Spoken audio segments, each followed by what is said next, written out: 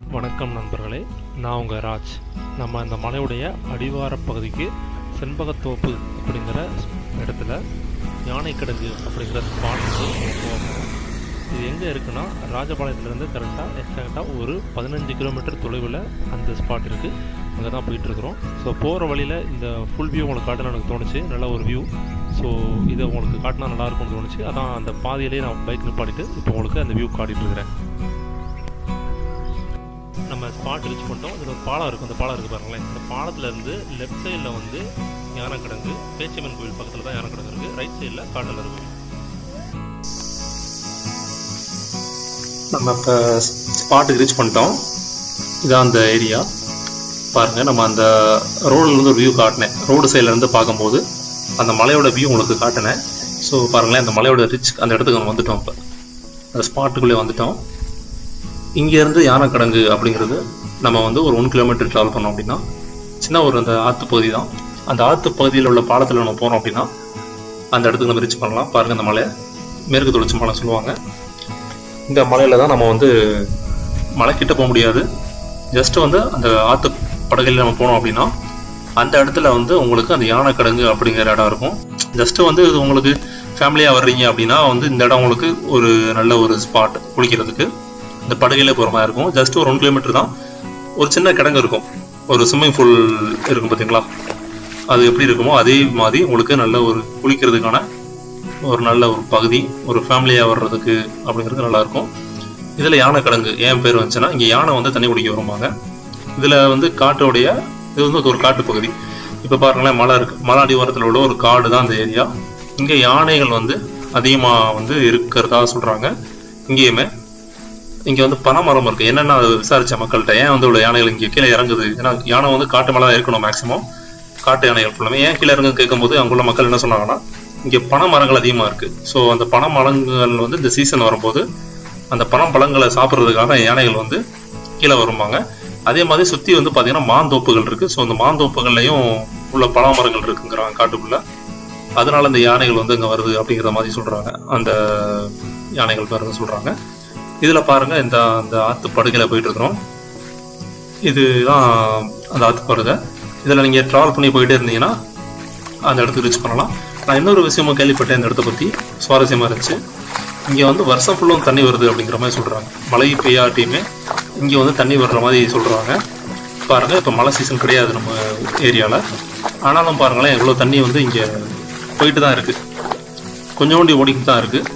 அது என்னங்கிறத விசாரிக்கும் போது அங்கே ஒரு சுவாரஸ்யமாக ஒரு தகவல் கிடைச்சது. இதில் வந்து பாருங்களேன், இது மேற்கு தொடர்ச்சி மலை அந்த ஏரியா வந்து. ஸோ மலை பாருங்கள், மலை வந்து அவ்வளோ பெரிய மலையில் வந்து ஏகப்பட்ட ஊத்துகள் இருக்குன்னு சொல்கிறாங்க.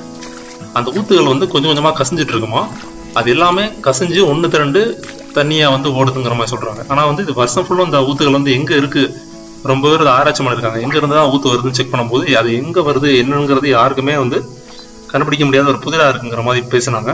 அது கொஞ்சம் ஆச்சரியமாக இருந்துச்சு. அது கேட்கும்போது அங்கே வாழ்கிற மக்கள்கிட்ட நான் கேட்டேன், ஒரு வயசானவங்கள்ட்ட தான் கேட்கும்போது இந்த மாதிரி சொன்னாங்க. இந்த பார்க்கில் தான் போயிட்டுருக்கோம். அது வந்து நல்ல ஒரு ஆச்சரியமாக இருந்துச்சு எனக்கு. இது வந்து காட்டு பகுதி தாங்க, அடிவார பகுதி தான் வந்துருக்குறோம். இதோட ஸ்பாட் உங்களுக்கு எக்ஸ்ட்ரா சொல்லிடுறேன், எந்த இடத்துல இருக்குது அந்த யானைக்கிடங்கு அப்படிங்கிறது. நீங்கள் இந்த ஆற்றுப்படுகையில் போகும்போது கொஞ்சம் திக் ஃபாரஸ்ட்டாக மாறும். அது யாரும் நீங்கள் எதுக்கும் பயப்பட வேணாம், அந்தளவுக்கு எதுவும் கிடையாது. உள்ள காலை டைமில் எதுவும் வராது. 6 மணிக்கு மேலே இருந்தால் தான் கொஞ்சம் ரிஸ்க்கு. யானைகள் வந்து தண்ணி குடிக்கிறதுக்காக இறங்கும். நீங்கள் கரெக்டாக வந்துட்டு இருக்கும்போது ஒரு தடுப்பணை இருக்கும். தடுப்பணை அது எதுக்கு வச்சுருக்காங்கன்னா, காட்டாத்தள்ள வரும்போது அந்த நீரை வந்து கொஞ்சம் ஸ்டாப் பண்ணுறதுக்கு, அதோட ஃபோர்ஸை குறைக்கிறதுக்காக அது மாதிரி கட்டியிருப்பாங்க. நம்ம செம்பத்தோப்பு இந்த இடத்துல ஃபுல்லும் பார்த்தீங்கன்னா அதிகமான தடுப்பு அணைகள் கட்டியிருப்பாங்க. ஏன்னா அந்த தண்ணியோட ஓட்டத்தை வந்து கம்மி பண்ணுறதுக்கு. ஏன்னா மழைக்காலங்களில் பார்த்தீங்கன்னா தண்ணியோட ஓட்டம் வந்து அதிகமாக வரும், வேகம் அதிகமாக இருக்கும். ஸோ வந்து அந்த வேகத்தை குறைக்கிறதுக்காக தடுப்பணை கட்டி கொஞ்சம் வந்து அந்த மாதிரி கட்டி வச்சுருப்பாங்க, தடுப்பு சுவராக கட்டி வச்சுருப்பாங்க. கொஞ்சம் இந்த வேகத்தை குறைக்கிறதுக்காக. இந்த இடத்த ரீச் பண்ணிட்டீங்க அப்படின்னாலே கிட்டத்தட்ட வந்துட்டீங்கன்னு அர்த்தம். இதில் வந்து ஆழங்கள் இருக்காது, சும்மா ஒரு ஃப்ளாட்டை மாதிரி போட்டு ஒரு தடுப்பணை இருக்கும், ஒரு சின்ன பள்ளம் இருக்கும் பாருங்கள். இதை நீங்கள் கடந்து போகணும். இதை கடந்து போயிட்டீங்க அப்படின்னா அடுத்த இந்த இடத்துல இருந்து அடுத்து ஒரு பாறை இருக்கும். அந்த பாறைக்கு அப்புறம் இன்னொரு தடுப்பணை இருக்கும். அந்த தடுப்பணை தான் உங்களுக்கு ஒரு பள்ளம் இருக்கும், அங்கே நம்ம குளிக்கலாம். இதை அப்படி நம்ம கடந்து போகலாம். இதில் ஏறி தான் அப்படி இறங்கி அப்படி கடந்து போகணும். இதை பாருங்களேன், தண்ணி எவ்வளோ தண்ணி இருக்கு பாருங்கள், சுத்தமாக இருக்குது. இது வந்து நம்ம வெயில் காலம் தான், ஆனாலுமே தண்ணி பாருங்கள் நல்ல ஒரு கிளாரிட்டியாக ஒரு க்ளீனாக இருக்குது. ஸோ இந்த தடுப்பணையை ரீச் பண்ணிட்டீங்க அப்படின்னாலே கிட்டத்தட்ட வந்துட்டீங்க. அங்கே ஒரு பாறை தெரியுது பாருங்களேன், அந்த பாறையை தாண்டிட்டீங்க அப்படின்னா இது ஒரு இயற்கையான ஒரு பாறை.